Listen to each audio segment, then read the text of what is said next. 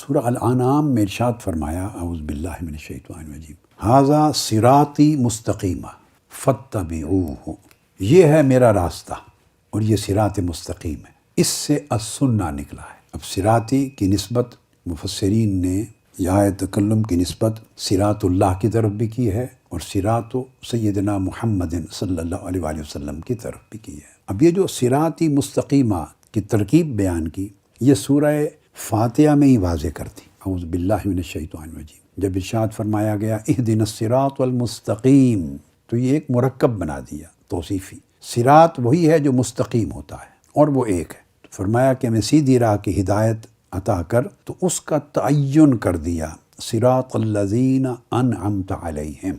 جب تم متشخص کرنا چاہتے ہو اور متعین کرنا چاہتے ہو کہ وہ صراط مستقیم کہاں سے ملے، تو فرمایا وہ اللہ کے انعام یافتہ بندوں کی راہ ہے۔ اللہ رسول کی عطا کردہ راہ ہدایت ایک ہی راہ ہے۔ اس وقت دنیا میں ذہن میں رکھ لیں، اور دوسری کوئی جگہیں نہیں ہیں، دوسرے کوئی مراکز نہیں ہیں، دوسرے کوئی اماکن ایسے نہیں ہیں جہاں سے ان افراد کو پیدا کیا جا سکے جو الٹیمیٹلی اللہ کے انعام یافتہ بندے کہلائیں، اور صراط الذین انعمت علیہم یا صراط مستقیم کا تشخص اور تعین ان کے ذریعے عمل میں آئے، وہ صراط مستقیم کی پہچان بن سکے۔ ایک وقت تھا آقا علیہ الصلوۃ والسلام نے، حضور نبی اکرم صلی اللہ تعالیٰ علیہ وآلہ وسلم نے جب انسٹیٹیوشن کا اور نظام تعلیم و تربیت کا آغاز کیا مسجد نبوی سے، تو اس کے 3 رول تھے۔ ایک وہ مسجد تھی، ایک وہ مکتب مدرسہ تھا، اور ایک وہ خانقاہ تھی، یعنی تربیت گاہ تھی۔ عبادت گاہ بھی تھی، درس گاہ بھی تھی، اور تربیت گاہ بھی تھی، تاکہ لوگ یہاں سے جو تعلیم و تربیت کے فیض سے بہریاب ہو کے نکلیں، وہ صراط مستقیم کا عنوان بن سکے،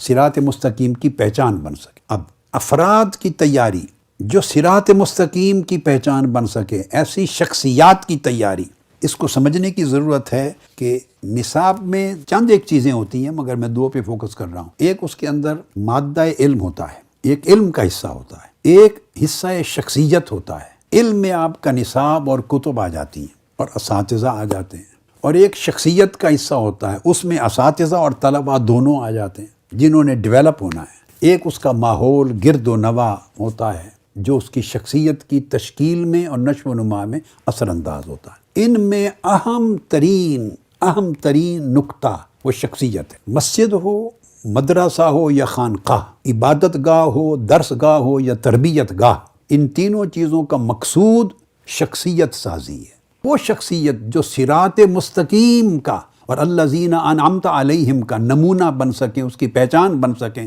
اگر ہم ان شخصیتوں کو تشکیل کر رہے ہیں، نکال رہے ہیں ان مراکز سے، تو گویا ہم اس صحیح سمت بڑھ رہے ہیں، ہمارا فوکس ٹھیک ہے۔ اور اگر وہ شخصیتیں وجود میں نہیں آ رہی تو کہیں کوئی فالٹ ہے۔ شخصیت سازی یہ ان مراکز اور مدارس کا بنیادی کردار ہے۔ اب مساجد رہ گئیں، جس قدر بھی ان کا رول ہے آپ کے سامنے ہے۔ خانقاہیں اپنا رول انجام دینے سے قاصر ہو گئیں، وہاں صرف اب مزارات کی زیارت رہ گئی، مگر خانقاہیں روحانی اور اخلاقی تربیت فراہم کریں، وہ چیپٹرز بند ہو گئے۔ بدقسمتی، بہت بڑا نقصان ہوا امت مسلمہ کا، اس پہ اسباب ہیں، وہ بند ہو گئے۔ اب صرف جو چیز کھلی رہ گئی ہے وہ تعلیمی مراکز اور مدارس۔ اب مدارس کو درس گاہ بھی بنانا ہوگا، تربیت گاہ بھی